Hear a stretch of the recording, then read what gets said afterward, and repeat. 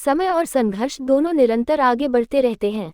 ये बिल्कुल नहीं रुकता। यदि कुछ भी बदल रहा है तो वह केवल अतिप्रवाह या उच्च ज्वार के रूप में है। ये लगातार खराब होने की कगार पर है। आसपास के कई लोगों के लिए ये चुनौती तब चरम पर होती है जब खिलाने के लिए अधिक मुंह होते हैं। जब भी भोजन और भूमि साझा करना आवश्यक हो जाता है तो प्रतिरोध अपरिहार्य है। जब कोई हमारी जाति और सामाजिक संरचना का उल्लंघन करने की कोशिश करता है और फिर समाज की अटूट बाधाओं को तोड़ने की कोशिश करता है तो टकराव सबसे खराब स्थिति में होता है।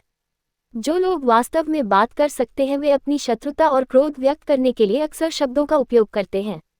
जो लोग अपनी भावनाओं को मौखिक रूप से व्यक्त करने में असमर्थ हैं वे अपने व्यवहार, शारीरिक भाषा और अन्य माध्यमों से अपने प्यार और नफरत को व्यक्त करते हैं।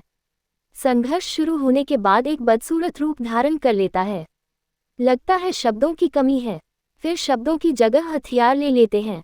ऐसी स्थितियों में जब हथियार दुर्लभ होते हैं, अक्सर दांतों और नाखूनों को प्रतिस्थापित कर दिया जाता है। सब कुछ संघर्ष में डूबा हुआ है। समय की तरह संघर्ष भी एक स्थिर वस्तु है। खंड त्याला नासा चासा अस्विच पानी भरना जारी है। जब भी मुंह भोजन से भर जाता है तो भीड़ लग जाती है, जिससे लड़ाई खत्म हो जाती है। एक गांव को खतरा होता है, अस्थिरता विकसित होती है, कोई बाहरी व्यक्ति आक्रमण करने का प्रयास करता है और संघर्ष समाप्त हो जाता है। मैं किसे संबोधित करता हूँ? संघर्ष वाक्यांश, उग्रता और तेहाराग स्पष्ट हैं। अशाब्दिक लोग वे होते हैं जो अपने लगाव, लालच, प्यार, स्पर्श या इशारों को व्यक्त नहीं कर सकते। पेटाला के संघर्ष में हथियार हैं। जो लोग शस्त्र विद्या से अनभिज्ञ हैं वे कुल्हाड़ी और कीलों का प्रयोग करते हैं। हर जगह संघर्ष है। समय बीतने के साथ संघर्ष निरंतर जारी रहता है। इसे कभी भी ब्रेक नहीं मिलता। यदि कुछ भी बदलता है तो वह अतिप्रवाह या उच्च ज्वार का रूप ले लेता है। ये लगातार गिरावट की ओर है। इस संघर्ष के दौरान कई लोग उस समय चरम पर पहुंच जाते हैं जब उन्हें खिलाने के लिए अधिक मुंह होते हैं। एक बार जब भूमि और भोजन का बंटवारा अपरिहार्य हो जाता है तो प्रतिरोध अपरिहार्य हो जाता है। जब कोई हमारी जाति और व्यवस्था में घुसने की कोशिश करता है और फिर समाज की अभेद्य दीवारों को तोड़ने की कोशिश करता है तो संघर्ष सबसे खराब स्थिति में होता है।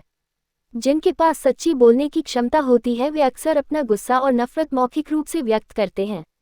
जो लोग बोल नहीं सकते वे अपने प्यार और नफरत को दर्शाने के लिए हरकतों, शारीरिक भाषा और अन्य तरीकों का इस्तेमाल करते हैं।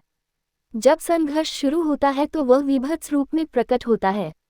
शब्द अपर्याप्त लगते हैं, फिर शब्दों का स्थान हथियारों ने ले लिया। जब भी हथियारों की कमी होती है तो उनके स्थान पर दांतों और कीलों का प्रयोग किया जाता है। समस्याग्रस्त क्षेत्र